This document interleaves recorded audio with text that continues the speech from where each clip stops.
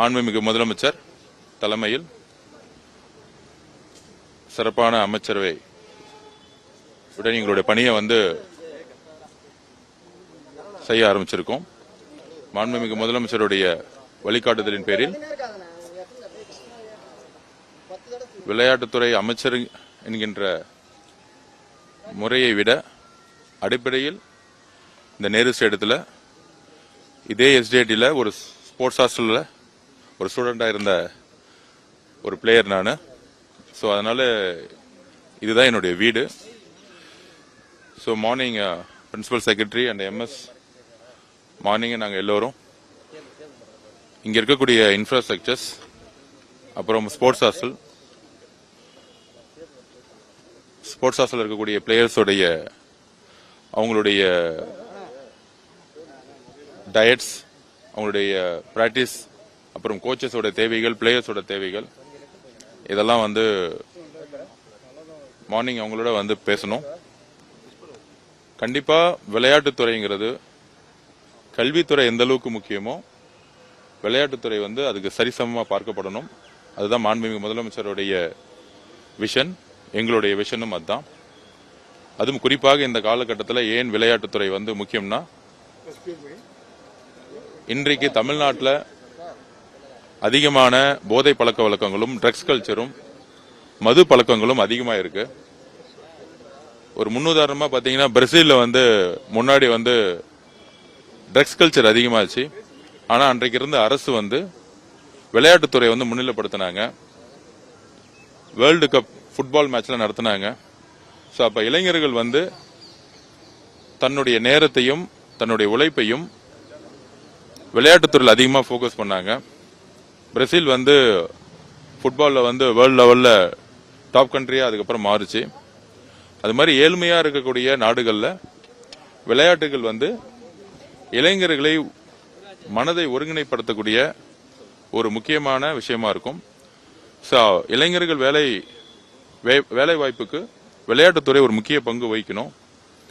So அதனால ஸ்கூல்ஸ்ல இருந்தே ஸ்போர்ட்ஸை எந்த அளவுக்கு எஜுகேஷனோ அதுக்கு ஈக்குவலா கொண்டு வரணும். விளையாட்டு வீரர்களுக்கு வீராங்கனைகளுக்கு ஸ்கூல்ஸ்ல இருந்தே அவர்களுக்கு தேவையான இன்டர்நேஷனல் ஸ்டாண்டர்ட் லெவல், அதாவது முன்னாடி நம்ம ஸ்கூல் கேம்ஸ் ஃபோக்கஸ் பண்ணிருப்போம், நேஷனல்ஸ் ஃபோக்கஸ் பண்ணிருப்போம். ஆனா நம்மளுடைய ஸ்கூல் எஜுகேஷன் டிபார்ட்மெண்ட் பொறுத்த வரைக்கும் இன்டர்நேஷனல் லெவல்ல ஒலிம்பிக் மெடல் எப்படி நம்ம வெற்றி பெறணுங்கிற ஒரு எஜுகேஷன்ஸ் கிடையாது, ஒரு அவேர்னஸ் கிடையாது. நம்மளுடைய குறிக்கோள் ஒரு பெரிய குறிக்கோளா இருந்தாதான் வெற்றி பெற முடியும். அமெரிக்கா, ரஷ்யா எல்லாம் பாத்தீங்கன்னா 10 வயசுலயே 8 வயசுலயே ஒலிம்பிக்ஸ்க்கான ஒரு டார்கெட்டை பிக்ஸ் பண்ணிருவாங்க. ஆனா நம்மளுடைய ஸ்போர்ட்ஸ்மேன்ஸ்க்கு ஒலிம்பிக்ஸை பத்தி இன்னும் ஒரு எஜுகேஷன் சரியா இல்ல. அது எப்படி பங்கு பெறணுங்கிறது தெரியல. இன்னும் ஸ்கூல் கேம்ஸ், நேஷனல் கேம்ஸ் இந்த லெவல்ல தான் நம்மளுடைய டார்கெட்டை வச்சிட்டு இருக்கோம். கண்டிப்பாக 8 வயசுல இருந்தே ஒலிம்பிக்ஸ் மெடலை வின் பண்ணக்கூடிய ஒரு செயல் திட்டத்தை உருவாக்கணும். இந்த 100 வருஷத்துல நம்ம ஒலிம்பிக்ஸ்ல மெடல் எடுத்ததே இல்லை. தமிழ்நாட்டில் ஒரு வளர்ந்த மாநிலம், பொருளாதாரத்தில் முன்னேறிய மாநிலம் சொல்லியிருக்கோம். ஆனா ஒரு டீம் கேமை தவிர இண்டிவிஜுவலா இது வரைக்கும் நம்ம மெடல் எடுத்ததில்லை. ஸோ அதுக்கான செயல் திட்டங்களை உடனடியாக உருவாக்கணும். ஒடிசால பாத்தீங்கன்னா லாஸ்ட் 10 இயர்ஸா பழைய கவர்மெண்ட் ஸ்போர்ட்ஸ் ரொம்ப முன்னிலைப்படுத்தினாங்க. அதே மாதிரி தமிழ்நாட்டிலையும் ட்ரக்ஸ் அண்ட் போதை பழக்கம் முற்றிலுமா ஒழிக்கிறதுக்கு மாண்புமிகு முதலமைச்சர் அவர்கள் பல்வேறு செயல் திட்டங்களை உருவாக்கியிருக்காரு. அதுல முக்கியமா விளையாட்டுத்துறையை ஊக்கப்படுத்தினாதான், அதுவும் பள்ளி கல்வியிலிருந்து எஜுகேஷன் டிபார்ட்மெண்ட்ல இருந்து போக்கஸ் பண்ணணும்.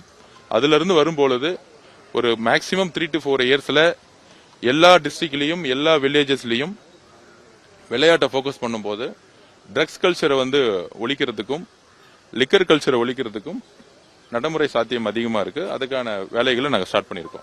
பாரம்பரிய விளையாட்டு போட்டிகளை ஊக்குவிக்கிறதுல எந்த அளவுக்கு மாதிரியான திட்டங்கள் வச்சிருக்கீங்க? ஒலிம்பிக்ஸ் கேம்ஸ், நேஷனல் கேம்ஸை தாண்டி தமிழ் கலாச்சாரத்துக்கு இருக்கக்கூடிய பாரம்பரிய விளையாட்டு போட்டிகளை எந்த அளவுக்கு ஊக்குவிக்கலாம்? பொதுவா விளையாட்டுங்கிறது எல்லோருக்கும் முக்கியம். அதுல ஃபர்ஸ்ட் பாத்தீங்கன்னா ஒலிம்பிக்ஸ் கேம்ஸ் இருக்கும், அதுக்கப்புறம் ஏசியன் கேம்ஸ்னு சொல்லிட்டு அதுக்கப்புறம் செகண்ட் கேட்டகரி இருக்கு.